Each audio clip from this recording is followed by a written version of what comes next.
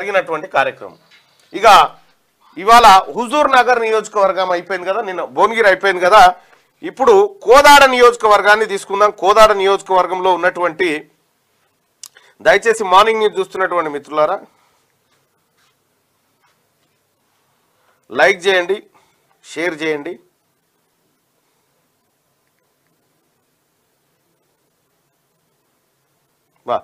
ఒకటి గమ్మత్ విషయం ఏంటంటే,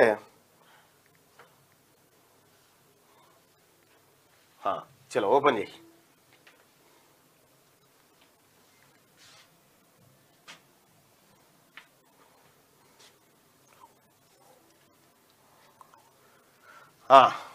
ఇక్కడ తెలంగాణ రాష్ట్రంలో నిన్న history and details analysis of Kodad assembly constituency, details of assembly elections ఏంటంటే, నెంబర్ ఆఫ్ ఓటర్స్ ఎంతమంది ఉన్నారు కోదాడలో అంటే 2,25,714 మంది ఓటర్లు కోదాడ నియోజకవర్గంలో ఉన్నారు. ఈ కోదాడ నియోజకవర్గంలో దాదాపు 11 సార్లు ఎలక్షన్స్ అయినాయి, అసెంబ్లీ ఎలక్షన్స్ కోదాడ నియోజకవర్గంలో. ఈ 11 10 సార్లనేమో ఫార్వర్డ్ క్యాస్ట్, 10 సార్ల ఫార్వర్డ్ క్యాస్ట్ గెలిస్తే ఒక్కసారి మాత్రమే బీసీ గెలిచిండు. ఆ బీసీ మొన్న బొల్లం మల్లయ్య యాదవ్ ఎప్పుడు 2018-23 మధ్య గెలిచి, ఒకసారి టికెట్ ఇచ్చి గెలిచిండు, ఒకటేసారి ఇచ్చి గెలిచిండు కథ అంతే. ఇక as per the demography of Kodada constituency, number of BC voters approximately 54%, which will be ఎంతమంది ఉన్నారు కోదాడ నియోజకవర్గంలో బీసీ ఓటర్ల జనాభా ఎంత అంటే 1,21,885 మంది. కోదాడ నియోజకవర్గం మొత్తం ఓటర్లేమో 2,25,714 మంది ఉంటే అందులో బీసీలు 1,21,885 మంది. ఇక్కడ మనం ఒకటి చూసుకుంటే, ఇప్పుడు ఇది ఉంది 2,25,714 ఉంది.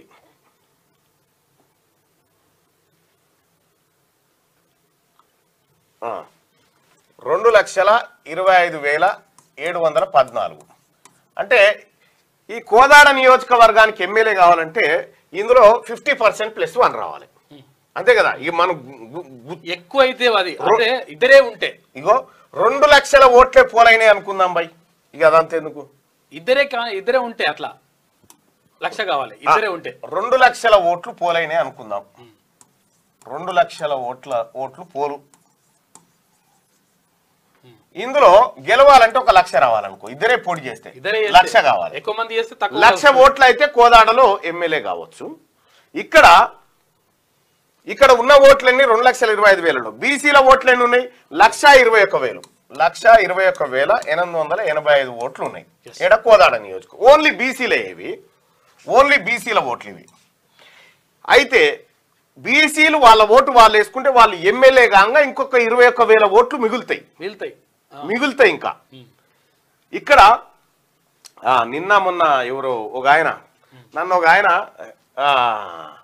రెడ్డి ఆయన ఏమన్నాడంటే, తిన్మార్ మల్లన్న నువ్వు రాజీనామా చేయి అన్నాడు. బీసీలు చెప్తే రాజీనామా చేస్తే, నువ్వు చెప్తే నీ ఓట్లేని నీ గీతత ఓట్లు, నువ్వు చెప్తే నేను రాజీనామా చేస్తా. కారణం ఏం చెప్పిండు రాజీనామా చేయాలంటే, నువ్వు ఈడబ్ల్యూఎస్ ను వ్యతిరేకిస్తున్నావు అంటే బరాబర్ వ్యతిరేకిస్తున్నావు. నేను ఇప్పుడు చెప్తా ఉన్నా, ఓపెన్ గా చెప్తా ఉన్నా, నాకు ఆయాలు వేయలే ఇయ్యాల కూడా వేయరు, రెడ్డిలు నాకు ఓటేయకండి. మీరు మీ నాయకులు ఎవరైతే ఉన్నారో బీసీలు మా కోటేయొద్దని చెప్పి చెప్పుర్రి, అంతే చాలు. మా బీసీలు మీ కోటేయొద్దని చెప్పుర్రి, మీ రెడ్లు మాత్రం నా కోటేయకుర్రి, ఓకేనా? ఎందుకంటే నువ్వే గెలిపించినా అని చెప్తున్నావు కదా. ఎందుకంటే మాయే ఎక్కువండే, మాయేడ వరదలు ఎక్కువండే. మరి బీసీలకు అన్యాయం చేస్తుండు వెంకటరమణారెడ్డి, అక్కడ అయితే కామారెడ్డిలో కూడా మరి ఆయన కూడా రాజీనామా చేయమని, ఆయన రాజీనామా చేయమని బీసీలు డిమాండ్ చేయాలా చెప్పు, అట్లా ఏమన్నా అది ఏమన్నా కానీ మీరు అడుగుడు, మీ హక్కు, మీరు అడుక్కోరి, మాకు ఏం సంబంధం లేదు. నేనే చెప్తున్నా కదా, ఓపెన్ గా చెప్తా ఉన్నా, ఓపెన్ స్టేట్మెంట్ ఇస్తా ఉన్నా, నాకు మా బీసీ ఎస్సీ ఎస్టీల ఓట్లు చాలు, మీ వద్దు. మీ ఎన్ని ఉంటాయి మీ ఓట్లు, ఎన్ని ఓట్లు ఉంటాయి అవి కూడా చూద్దాం.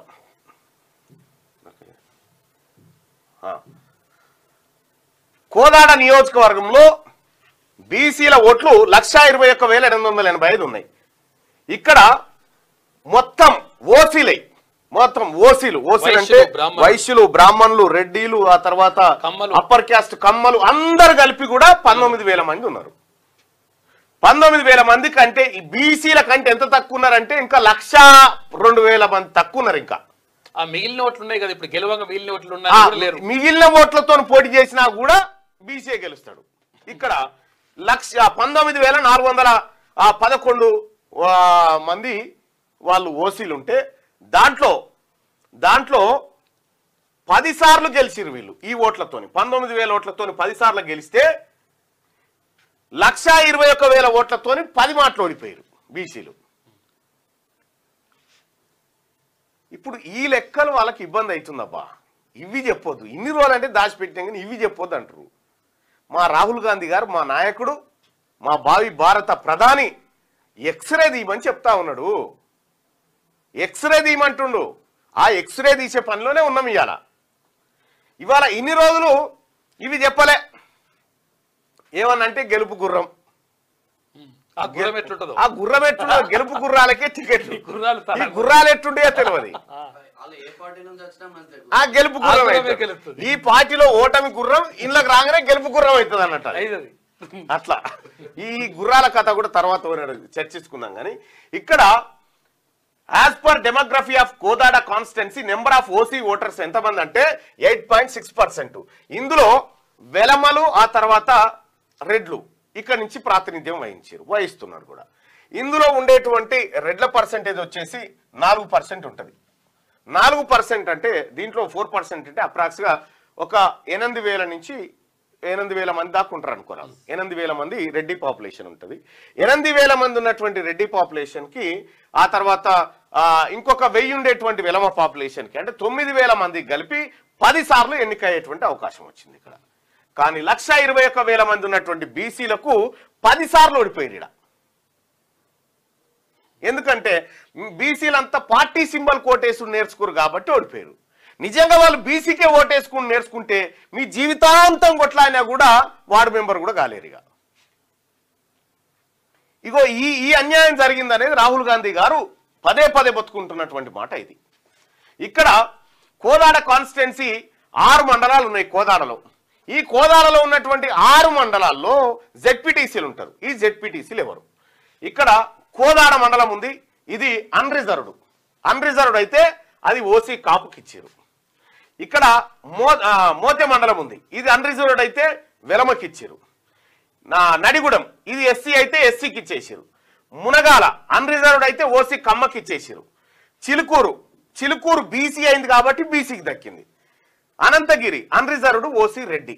ఇక్కడ మొత్తం 6 మండలాలుంటే ఈ 6 రిజర్వ్ స్థానం లేకపోతే ఈ బీసీకి రాకపోయేది. ఇది కూడా బీసీకి వచ్చిందిగా, ఒక్క యాదవుడు గెలిచిండు. కమ్మ, రెడ్డి, వెలమ, కాపు వీళ్ళ పర్సెంటేజ్ ఎంత అంటే 8.6% పాపులేషన్ ఎంటైర్ కోదాడ నియోజకవర్గంలో. ఇట్లా డిఫరెంట్ ఉండడానికి కారణం ఏంటంటే ఇది కోదాడ కొంచెం ఆంధ్ర బెల్ట్ లో ఉంటది కాబట్టి ఇక్కడ కాపులు, తర్వాత కమ్మలు వీళ్ళందరికి ఇచ్చారు. సరే, అక్కడ ఉన్నటువంటి డెమోగ్రఫీ ప్రకారం అట్లా తెచ్చుకున్నారు. అయితే ఇక్కడ బీసీల జనాభా 1,21,000 మంది బీసీలకు ఒక్కడే జెడ్పీటీసీ, 19,000 మంది ఓసీలకు 10 సార్లు ఎమ్మెల్యే, 4 జెడ్పీటీసీలు. ఇది కోదాడ నియోజకవర్గంలో ఉన్నటువంటి ముఖ చిత్రం ఇదంతా. అయితే గమ్మత్ ఏంటంటే 54% ఉన్నటువంటి బీసీలకు ఓన్లీ ఒకటే జెడ్పీటీసీ వస్తే ఇక్కడ 8.6% ఉన్నటువంటి ఓసీలకు 4 జెడ్పీటీసీ సీట్లు వచ్చినాయి. ఇక కోదాడ ప్రజలు ఆలోచన చేసుకోవాల్సినటువంటిది లెక్క గిదే. జీరాక్స్ తీస్తే ఇంకా ఏం వెళ్తుందంటే ఇంకా ఇంకా ఎంత ఇండెప్త్ అంటే మీ ఊరు ఉందిగా, మీ ఊరు పేరు మల్యాల. మీ మల్యాలలో ఓసీలు ఎవరు, రెడ్డోళ్ళు ఇన్లెన్ని, వాళ్ళ ఓట్లెన్ని, ఇగో ఇట్లా డివిజన్ ఉంది. ఇగో ఈ డివిజన్ కూడా సంపాదించినాం. కేసీఆర్ పుణ్యాన దాన్ని కేసీఆర్ ఏం చేసిండు, కేసీఆర్ కట్టగట్టి పెట్టిపోయాడు. మెల్లిగా ఆ మూటి ఇప్పినాం. ఆ మూటి ఇప్పితే దొరికినాయి ఇవన్నీ. ఇక్కడ తెలంగాణ రాష్ట్రంలో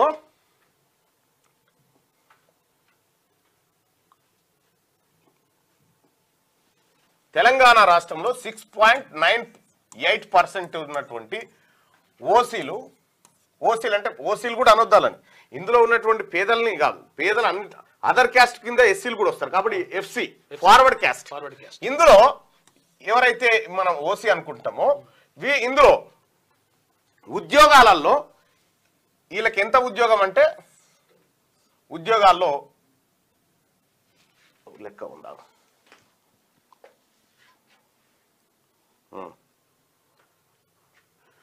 30% ఉద్యోగాలు వీళ్ళకు పోయినాయి. మొత్తం ఉద్యోగాల్లో 30% ఉద్యోగాలు వీళ్ళకు, 60% ఎమ్మెల్యేలు, ఆ తర్వాత 100% సీఎంలు. ఏది 6.98% ఉన్నటువంటి వీళ్ళకు ఈ చూడు పేసినట్లనే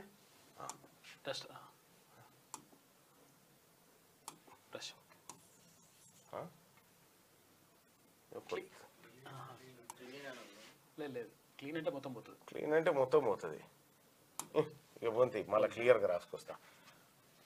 6.98% వీళ్ళు, 54% బీసీలు. ఇంకా పెరగొచ్చు కూడా. ఇక్కడ ఉద్యోగాలు తీసుకోండి. ఉద్యోగాలు, ఎమ్మెల్యేలు,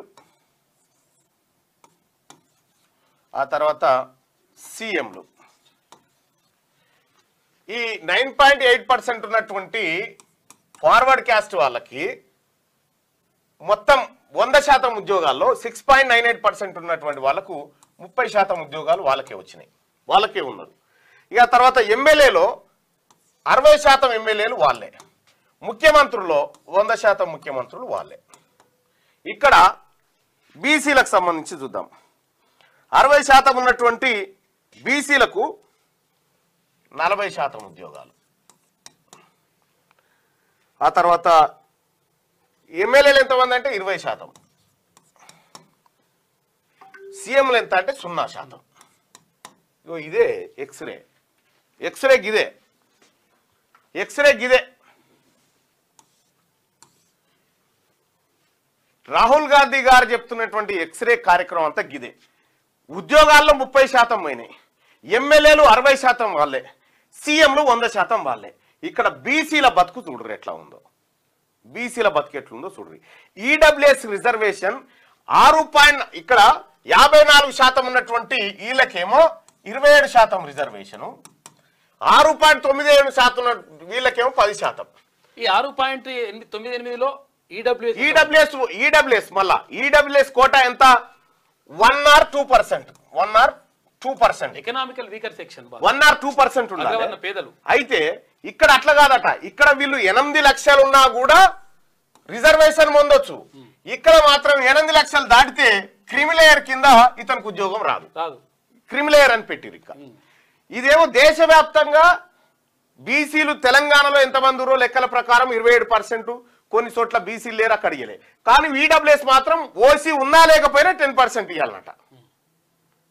ఇగో ఇది దుర్మార్గం, ఇది దుర్మార్గం. ఇవి బీసీ బిడ్డల నోట్లో మట్టి కొట్టి దాచిన లెక్కలు ఇవన్నీ ఇవాళ బయటికి వస్తా ఉంటే తీన్మార్ మల్లన్న మీద ఏమో ఏదో ఉందా?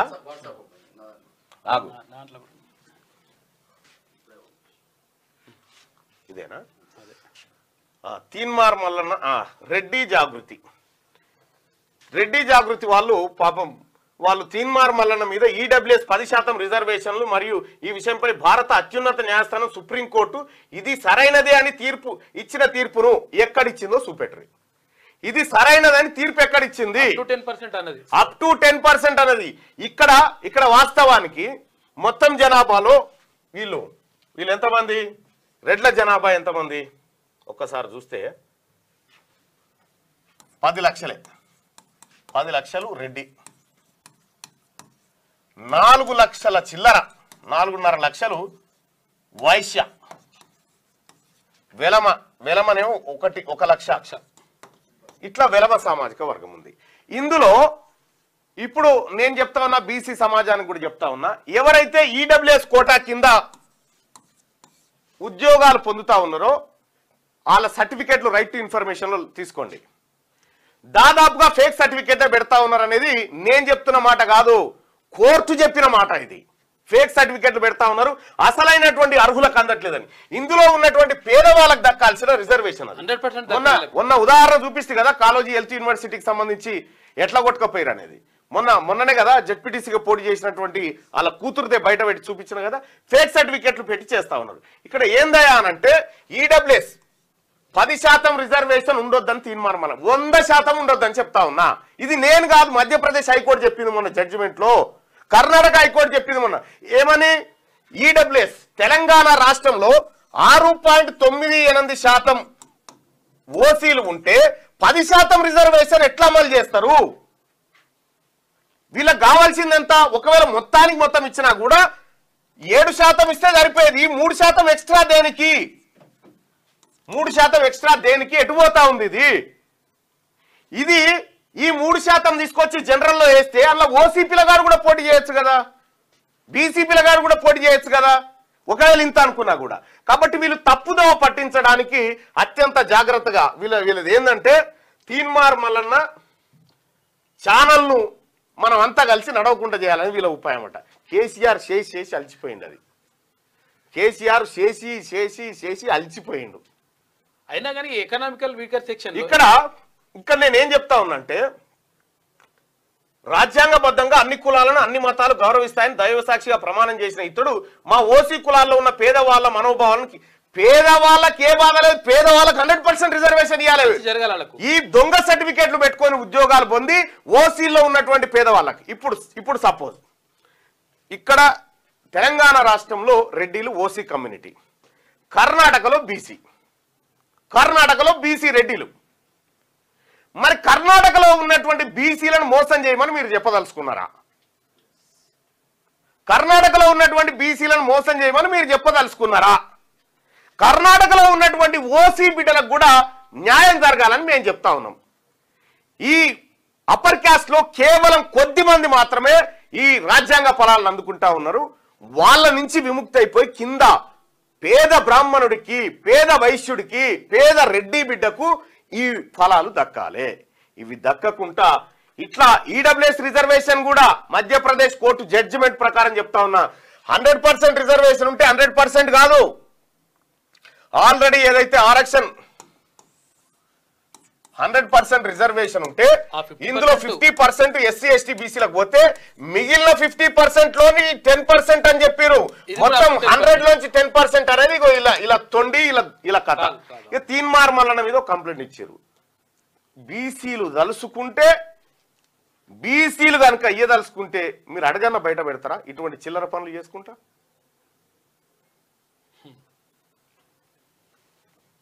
ఎస్, మీ బాధ మీరు చెప్పుకోవడంలో తప్పు లేదు. ఇక్కడ నేను చెప్తుందేంది, నేను ఎక్స్రే తీసినట్టు ఈ లెక్కలు చెప్పుకుంటూ వస్తా ఉన్నా. ఏది ఈ ప్రజలకు ఏం జరిగింది, ఇక్కడ జనాభా ఎవరిది, ఇది మా నాయకుడు రాహుల్ గాంధీ గారు ఎక్స్రే తీయాలంటే మేము ఎక్స్రే పనులు ఉంటే ఈ ఎక్స్రే లెక్కలు బయటకు వస్తే మీకు జీర్ణం అవుతలేదా? ఇప్పుడు దీని గురించి ఎవరు వస్తారో రండా. ఓపెన్ ఛాలెంజ్ క్యూ న్యూస్ వేదికగా డిబేట్ కు మేము రెడీ. సామరస్యపూర్వకంగా 2 కుర్చీలు వేసుకొని మాట్లాడుకుందాం. Please welcome. ఎవరు వస్తారో రండి. లేదు మళ్ళీ మేము అంత దూరం రాలేదంటే మీరు అడ్రస్ చెప్పురు, మేము వస్తాం. అంతే. అదైనా రెడీ, ఇదైనా రెడీ. రాత్రి నుంచి ఆ బీసీ గ్రూప్లన్నీ తుడుకుతా ఉన్నాయి. అన్న ఏదన్నా అడ్రస్ ఎక్కడన్నా అదన్నా నేను చెప్తా ఉన్నా, బీసీలకు కూడా చెప్తా ఉన్నా, ఇటువంటి కార్యక్రమాలకు వాళ్ళు ప్రేరేపిస్తారు. మీరు పొరపాటున కూడా రెచ్చిపోకండి. మనము అన్యాయాన్ని బయటకు ఎలుగెత్తి చూపిస్తున్నాము తప్ప వాళ్ళ కూడేం గుంజుక తింటలేము. కాబట్టి బీసీలు ఎవరు కూడా రెచ్చిపోకండి, ఆవేశపడద్దు. అదంతా ఇప్పుడు వాళ్ళు చేసే కార్యక్రమం అంతా మన మంచికే. వాళ్ళు ఎవరైతే మనల్ని అంటారో దాన్ని వాట్సాప్ నేను నిన్న స్టేటసే పెట్టాం వాళ్ళది, అది పెట్టండి. ఏం జరుగుతుందో చర్చ జరగాల, దీని మీద కనీసం చర్చ అవుతుంది కదా. అందుకోసం సో మార్నింగ్ న్యూస్ చూస్తున్నటువంటి మిత్రులారా దయచేసి లైక్ బటన్ ని క్లిక్ చేయండి, అలాగే షేర్ కూడా చేయండి. వాళ్ళకు కూడా భావ ప్రకటన స్వేచ్ఛ ఉన్నది, చెప్పుకొని ఏం కాదు. చెప్పుకోవడం తప్పు కాదు కదా.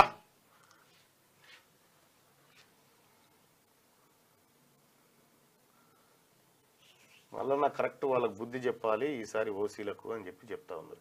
అందుకే బీసీ ప్రజల అసలు బీసీ లేకపోతే మీకు రాజకీయ భిక్ష లేదు, గుర్తుపెట్టుకోరి.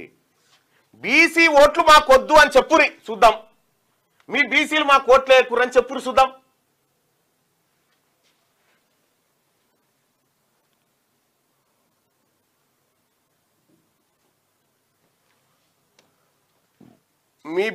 నేను చెప్తా ఉన్నా, నేను బీసీ బిడ్డగా చెప్తా ఉన్నా, రెడ్లు ఎవరైతే అక్రమంగా ఈడబ్ల్యూఎస్ ను అనుభవించి ఈడబ్ల్యూఎస్ లో ఉన్న అసలైనటువంటి పేదలకు అందకుండా దోసుకుంటున్నారో వాళ్ళ ఓట్లు నాకేమొద్దు. ఎందుకంటే మీ ఓట్ల సంఖ్య ఏందో తెలిసిపోయింది కదా. ఓట్లే లేవా మీ తాన ఓట్లే లేవు.